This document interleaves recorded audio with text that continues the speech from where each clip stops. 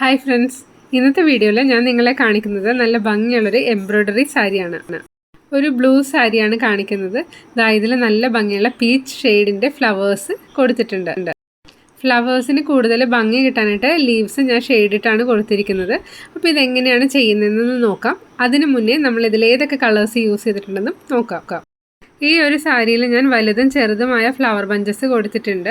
അപ്പോൾ അത് എൻ്റെ ഡിഫറൻസ് നിങ്ങളെ ഞാനിവിടെ ഒന്ന് കാണിക്കാം. ദാ ഇത് കണ്ടോ, മെയിനായിട്ട് കാണുന്ന ഭാഗത്തെല്ലാം നല്ല വലിയ ഫ്ലവർ ബഞ്ച് കൊടുത്തിട്ടുണ്ട്. പിന്നെ ഇടയ്ക്കിടയ്ക്കായിട്ടൊന്ന് ഫില്ലായി നിൽക്കാൻ വേണ്ടി ചെറിയ ഫ്ലവർ ബഞ്ചസും കൊടുത്തിട്ടുണ്ട്. ഹാൻഡ് എംബ്രോയിഡറി ചെയ്യുന്ന സമയത്ത് നമ്മൾ യൂസ് ചെയ്യുന്ന കളറിൻ്റെ ഷെയ്ഡ്സ് യൂസ് ചെയ്യുകയാണെങ്കിൽ കാണാനായിട്ട് കൂടുതൽ ഭംഗിയായിരിക്കും.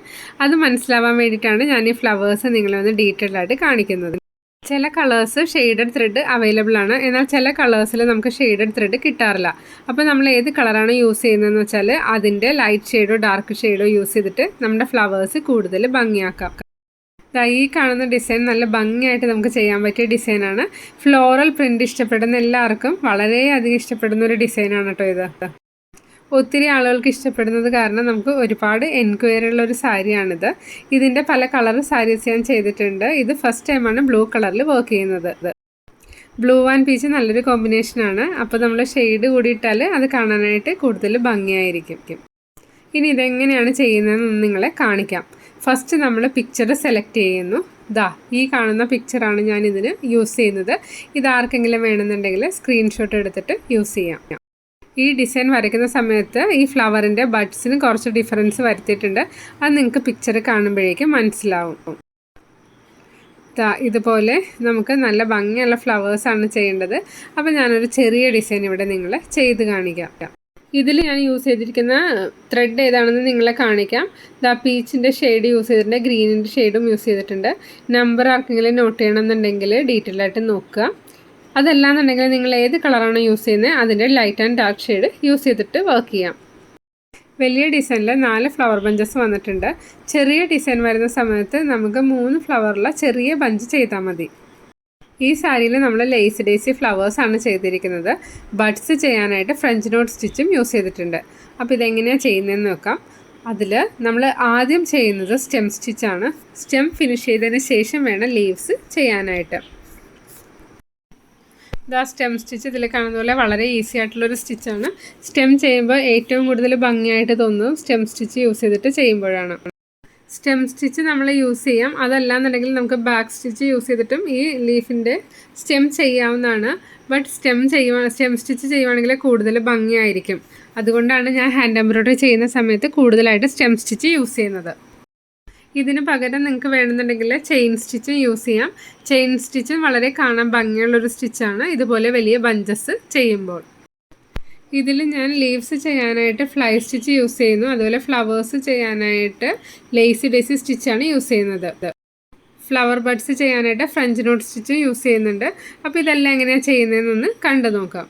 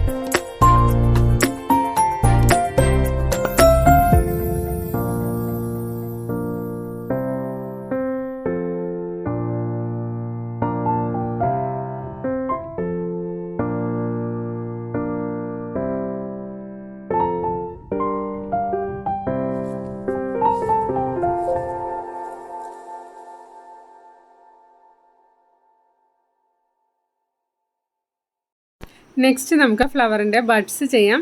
ബഡ്സ് ചെയ്യാനായിട്ട് ഞാനിവിടെ ഫ്രഞ്ച് നോട്ട് സ്റ്റിച്ചാണ് യൂസ് ചെയ്യുന്നത്. ഫ്ലവേഴ്സ് ചെയ്യാനായിട്ട് 2 കളർ ത്രെഡ് യൂസ് ചെയ്യുന്നുണ്ട്.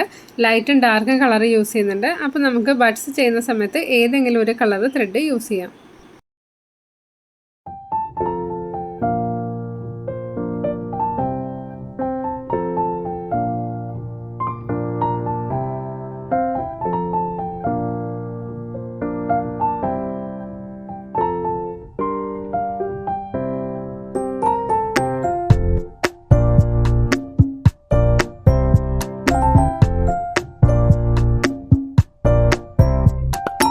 ഇതാ നമ്മുടെ ഫ്ലവർ ഡിസൈൻ ഫിനിഷ് ആയിട്ടുണ്ട്.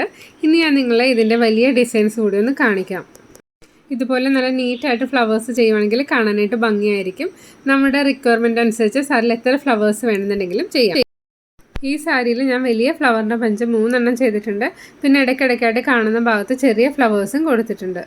വർക്ക് ചെയ്യുന്ന സാരിയിൽ ഒത്തിരി ഫ്ലവേഴ്സ് കൊടുക്കുകയാണെങ്കിൽ കാണാനായിട്ട് ഭംഗിയായിരിക്കും.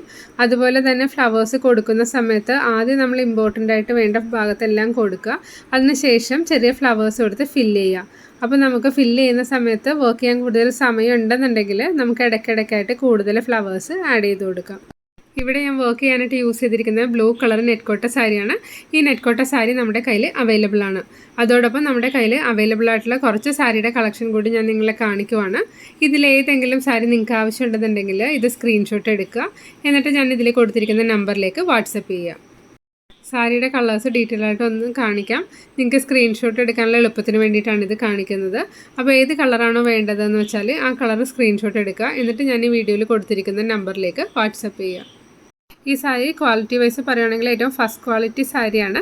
അപ്പോൾ മെറ്റീരിയലിനെ കുറിച്ച് നിങ്ങൾക്ക് യാതൊരുവിധ ഡൗട്ടും ആവശ്യമില്ല.